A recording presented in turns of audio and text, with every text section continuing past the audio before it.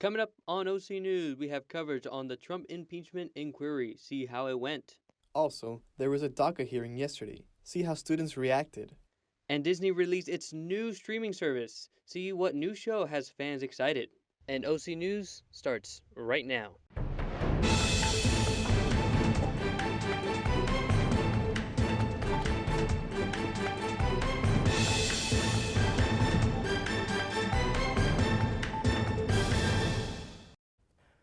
Welcome and thank you for joining us at OC News. I'm Alexi Aguayo. And I'm Edwin Flores. OC News is brought to you by the broadcast journalism students at Cal State Fullerton. It was a historical day on Capitol Hill. For the first time in 2 decades, a presidential impeachment inquiry took place. Most of the testimony wasn't much of a surprise, but there was at least one detained that raised questions about the president's personal involvement in dealing with Ukraine. Here's CNN Mary Maloney from Washington. Dramatic testimony about alleged corruption moved the impeachment inquiry into President Trump beyond the shadows of closed-door hearings and into the public eye. I discovered a weird combination of encouraging, confusing, and ultimately alarming circumstances. Bill Taylor, the top U.S. diplomat in Ukraine, told Congress President Trump leveraged key aid and a White House visit for Ukraine to investigate Joe Biden and his son. I think it's crazy to withhold security assistance for help with a political campaign. After President Trump and the president of Ukraine spoke in July, Taylor said President Trump had a conversation with the U.S. ambassador to the European Union, Gordon Sondland. Taylor testified one of his aides asked Sondland what the president thought of Ukraine. Ambassador Sondland responded that President Trump cares more about the investigations of Biden. Democrats want to prove President Trump abused the power of his office. The questions presented by this impeachment inquiry are whether President Trump sought to exploit that ally's vulnerability and invite Ukraine's interference in our elections. Republicans describe the allegations as hearsay. They argue since Ukraine didn't launch investigations and eventually received funding, the administration did nothing wrong. I think this is a sad chapter for the country, but frankly, a good day for the facts and a good day for the President of the United States. While the president blames Democrats for playing politics. There was no quid pro quo. Pure and simple. I'm Mary Maloney. The impeachment hearings resume on Friday with the former U.S. ambassador to Ukraine expected to testify. The fate of the Dreamers are in the hands of the Supreme Court. On Tuesday, the Supreme Court heard the arguments regarding the future of the Deferred Action for Childhood Arrivals, or DACA. The program was suspended in 2017 after President Donald Trump announced he was terminating it. The hearing is a result of a lawsuit meant to stop the Trump administration from getting rid of it. Outside of the courthouse, immigrant advocates and DACA recipients gathered to voice their support for the program and listen to the proceedings. Hundreds of teens walked out of classes minutes after the hearing in Los Angeles to urge the Supreme Court to continue the program. The results of the hearings are yet to come. A former Southern California test administrator, Igor Dvorsky, who is accused of taking bribes in the college admissions scandal, has pleaded guilty to 1 count of conspiracy to commit racketeering, according to the U.S. Attorney's Office in Massachusetts.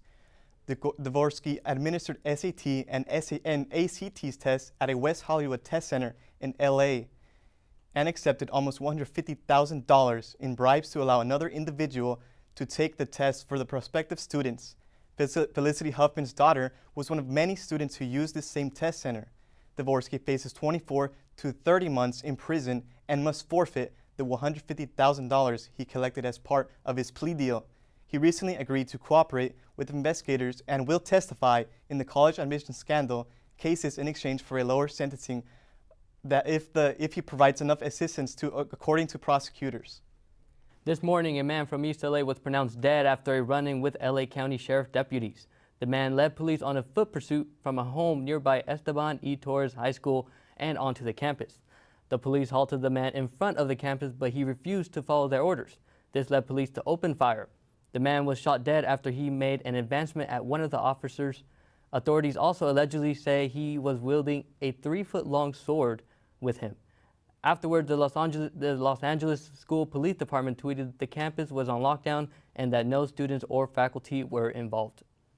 A pedestrian struck by a vehicle near the intersection of Shadow Oaks and Barranca Parkway in Irvine has died at the scene. The collision happened near Irvine Valley College, and emergency responders performed CPR on a man, but were unable to save his life. His identity was not made public, and police authorities are still looking for more information regarding the accident. If anyone witnessed or has information about the collision, please contact Officer Roberto Solis at 949-724-7212 using extension number 2128. Homeless attacks are on the rise in California. Almost 2,000 more homeless people have been arrested so far this year than the entire year of 2017. According to Fox News, almost 1,000 more violent assault cases occurred this year than 2017, and people are fed up. Both homeless advocates and those angry with the homeless are blaming city leaders for allowing these attacks to become the new norm on the West Coast. Coming up next, a teen receives a transplant after suffering a near-fatal illness. And find out which major electricity supply company has agreed to settle lawsuits over deadly wildfires. All this and more on OC News.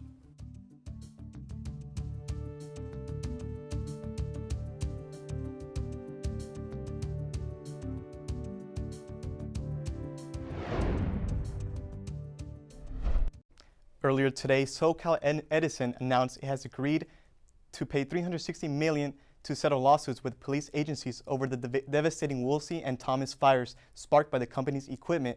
The fires destroyed around 3,000 homes and caused a mudslide, killing more than 20 people. The Los Angeles County will receive roughly around $62 million from the settlement, and some of the settlement money will also be used to repay the California Office of Emergency Services and the Federal Emergency Management Agency. Alexi, does it seem like the fires have a big effect on the weather? Yeah, you know, the fires seem to be heating up things in Southern California, but everywhere else seems to be cold. And that's all I have for weather. Back to you, Edwin. A 70-year-old boy is believed to be the first person to receive a double lung transplant due to a vaping-related injury. Doctors refused to answer what he had been vaping, but they do have one message: stop vaping. Victor Moba, medical director at Henry Ford Health System in Detroit, had more to say about the patient.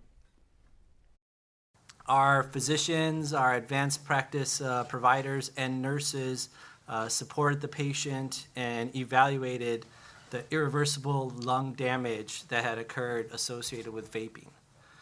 Working closely and noting that his lungs were not going to recover, working with the lung transplant team, we worked to get him on the lung transplant list within a week. After a successful surgery on October 15th, the young man was transferred to a rehabilitation center and faces a long recovery process. On the topic of smoking, the Fresh Air Advocates at CSUF hosted a cigarette butt cleanup event this morning. We sent our reporter Amber Irwin to get the scoop. Join us live at a red carpet premiere for one of Disney's most popular shows that launched this week. And see what people are doing in honor of World Kindness Day. All this coming up.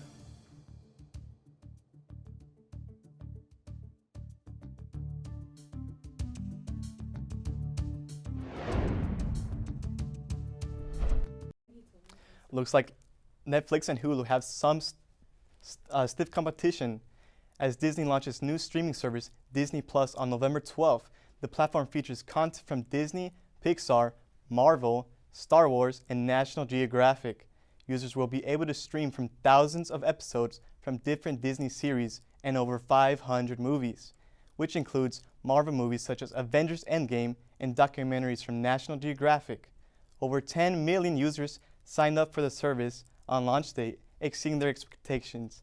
Plus, Disney plans to continue adding more content to its lineup in the future and currently costs $6.99 a month for a subscription. Today is World Kindness Day. This holiday was created in 1998 to promote kindness throughout the world, and it is observed annually on November 13th as part of the World Kindness Movement. It is also observed in many countries like Canada, Japan, and Australia. World Kindness Day, according to the World Kindness Movement, is, quote, to highlight good deeds in the community, focusing on the positive power and common thread of kindness which binds us, end quote.